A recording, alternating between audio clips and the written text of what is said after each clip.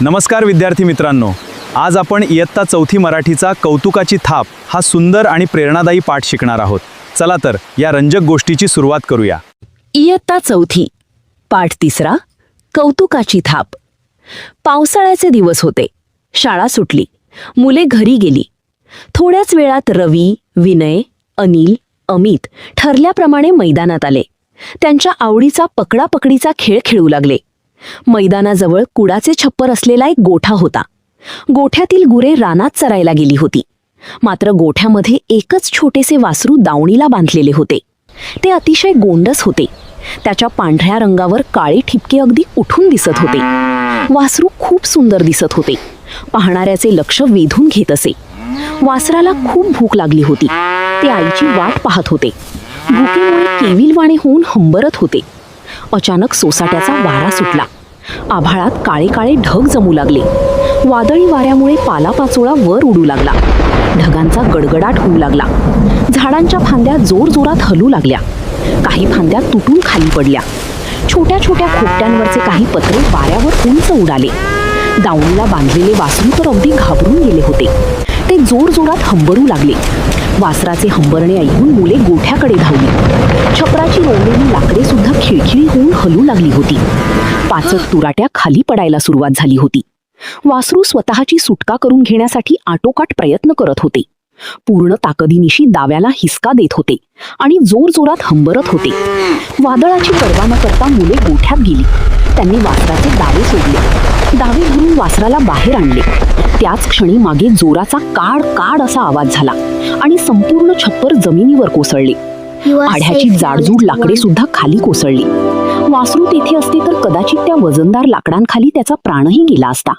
पण मुलांनी वासराला अगदी वेळेत संकटातून बाहेर काढले आणि त्याचा जीव वाचवला. ही वार्ता हळूहळू संपूर्ण गावात आणि शहरात पोहोचली. मुलांच्या शाळेत देखील बातमी पोहोचली. सर्वांनी मुलांचे कौतुक केले. परिपाठाच्या वेळी मुख्याध्यापकांनी रवी, विनय, अनिल, अमित या चौघांचेही पुस्तके नेऊन भरभरून कौतुक केले. अडचणीत सापडलेल्यांना आपण अशीच मदत करायला हवी असे मुख्याध्यापकांनी शाळेतील सर्व मुलांना सांगितले. मुख्याध्यापकांनी दिलेली कौतुकाची थाप मुलांच्या चेहऱ्यांवर आनंद देऊन गेली. तर समजला ना पाठ विद्यार्थी मित्रांनो? आता पाठावरील प्रश्नोत्तरे पाहूया. मित्रांनो नमस्कार. इयत्ता चौथी मराठी 2026-27 नवीन अभ्यासक्रमानुसार पाठ चौथा कौतुकाची थाप नुकतंच आपण शिकलेलो आहोत. तर यावरील संपूर्ण प्रश्नोत्तरे व व्याकरण आपण या व्हिडिओमध्ये पाहणार आहोत. सुरू करूया. नवीन शब्द शिकूया. दावणी म्हणजे जनावरांना बांधण्याची जागा. हंबरणे म्हणजे गाय वासराचा आवाज. पाचट म्हणजे पाचोळा. दावे जनावरांना बांधण्याची दोरी. वार्ता म्हणजे बातमी. कौतुकाची थाप म्हणजे प्रशंसा. आपण पुढे बघूया. आम्हाला हे समजले. पाठाच्या आधारे आकृती पूर्ण करा. बघा या ठिकाणी सोसाट्याचा वारा सुटल्यावर काय घडेल या संबंधी तुम्हाला लिहायचं आहे. बघा झाडांच्या फांद्या जोरजोरात हलू लागल्या व काही फांद्या तुटून खाली पडल्या. नंतर आभाळात काळे काळे ढग जमू लागले आणि वादळी वातावरण निर्माण झाले. खोपट्यांवरील पत्रे उडाली आणि गोठ्याचे छप्पर हलू लागले आणि दावणीला बांधलेले वासरू घाबरून जोरजोरात हंबरू लागले. म्हणजे सोसाट्याचा वारा सुटल्यावर काय घडेल तर ह्या गोष्टी घडू शकतात. पुढचा प्रश्न बघूया. खालील घटनांचा योग्य क्रम लावा. वासरू भुकेमुळे केविलवाणे हंबरत होते. नंतर नंबर 2 आ. मुलांनी दावे सोडून वासराला बाहेर आणले. मुख्याध्यापकाने मुलांचे कौतुक केले आणि सोसाट्याचा वारा सुटला. नंतर आहे संपूर्ण छप्पर जमिनीवर कोसळले. या पाचही वाक्यांचा जो घटनाक्रम आहे तुम्हाला योग्य क्रमांकामध्ये लावायचा आहे. तर कसा लावू बघा. सुरुवातीला काय घडलं बघा. वासरू भुकेमुळे केविलवाणे हंबरत होते. नंतर सोसाट्याचा वारा सुटला होता. पुढे मुलांनी दावे सोडून वासराला बाहेर आणले. नंतर आहे छप्पर जमिनीवर कोसळले. आणि नंतर शेवटी काय घडलं. मुख्याध्यापकाने मुलांचे कौतुक केले. असा या पाचही वाक्यांचा घटनाक्रम आहे बघा. पुढे पाहूया. विचार करा व सांगा. तर या प्रश्नावरील तोंडी उत्तर तुम्हाला सांगायचं आहे बघा. पहिला प्रश्न आहे पावसाळ्यात निसर्गात होणारे बदल तुम्हाला सांगायचे आहेत वर्गामध्ये. दुसरा प्रश्न तुम्ही केलेल्या चांगल्या कामांची माहिती मित्रमैत्रिणींना तुम्हाला सांगायची आहे. आणि नंतर तिसरा प्रश्न आहे, एखाद्या कामाबद्दल शाबासकी मिळाली तर तुम्हाला काय वाटेल ते तुम्हाला वर्गामध्ये सांगायचं आहे. तिन्ही प्रश्नाची उत्तरं तुम्हाला तोंडी द्यायची आहेत बघा. पुढचा प्रश्न आहे, चर्चा करूया. तुम्हाला कुत्र्याचे पिल्लू जखमी अवस्थेत दिसले तर तुम्ही काय कराल, याबद्दल तुम्हाला चर्चा करायची आहे. पुढचा प्रश्न आहे, लिहिते होऊया. यामध्ये बघा, वासरू, आई तू आलीस, किती उशीर केलास. गाय म्हणते, काय सांगू, किती सोसाट्याचा वारा सुटला होता आणि केवढा तो पाऊस. वासरू म्हणते, आई मी खूप घाबरलो होतो, जोरजोरात हंबरत होतो. गाय म्हणते, बाळा मला तुझी खूप काळजी वाटत होती, पण देवाच्या कृपेने आणि त्या धाडसी मुलांमुळे तुझा जीव वाचला. वासरू म्हणतो, हो आई, त्या मुलांनी माझी दावणी सोडून मला बाहेर आणले, म्हणूनच मी आज तुझ्या सोबत आहे. हा जो संवाद आहे, हा संवाद तुम्हाला संपूर्ण लिहून काढायचा आहे. पुढे गाय म्हणते, त्या मुलांचे उपकार आपण कधी विसरू नयेत, त्यांनी खऱ्या अर्थाने माणुसकी दाखवली. पुढे बघूया. खालील दिलेल्या मुद्द्यांच्या आधारे माहिती लिहा. माझा आवडता प्राणी. बघा या ठिकाणी कोणता, तुम्ही ठेवलेले नाव, त्याचे वर्णन काय आहे, त्याचे गुण काय आहेत आणि तो तुम्हाला का आवडतो. तुम्हाला माझा आवडता प्राणी याबद्दल हे जे वाक्य आहेत या संबंधी तुम्हाला माहिती द्यायची. बघूया आपण. कोणता, तुम्हाला कोणता प्राणी आवडतो. उदाहरणार्थ समजा गाय आवडते, तर तुम्ही ठेवलेले त्याचे नाव, समजा गौरी. नंतर तिचे वर्णन कसे असेल, तर गौरी पांढऱ्या रंगाची शांत आणि सुंदर गाय आहे. तिची शिंगे लहान असून ती खूप गोड दिसते. तिचे गुण काय आहेत बघा, ती प्रेमळ, शांत, नम्र आणि उपयुक्त आहे. ती आपल्याला पौष्टिक दूध देते. तुम्हाला ती का आवडते, तर गाय आपल्याला दूध देते आणि सर्वांशी प्रेमाने वागते, म्हणून गाय हा माझा आवडता प्राणी आहे. तुम्हाला जो आवडत असलेला प्राणी आहे, तर हे मुद्दे घेऊन तुम्हाला ते लिहायचं आहे. खेळूया शब्दांशी. विरुद्धार्थी शब्द लिहा.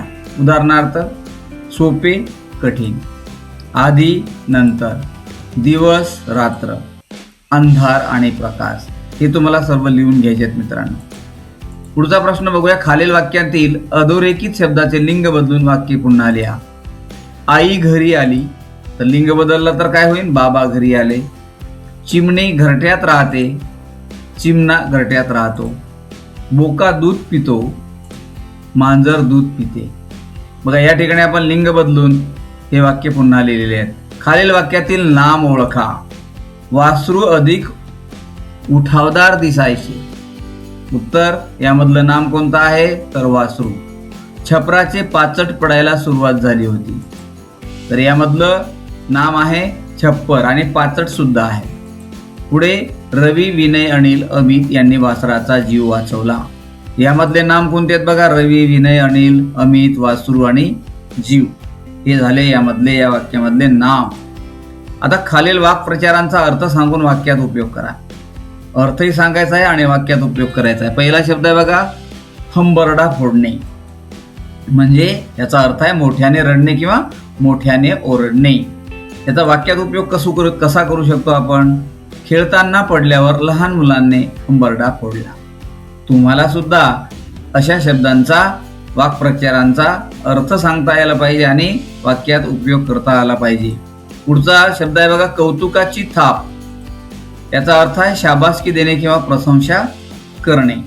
यामध्ये वाक्यात उपयोग काय होईल, तर चांगले काम केल्याबद्दल शिक्षकांनी विद्यार्थ्याच्या पाठीवर कौतुकाची थाप दिली.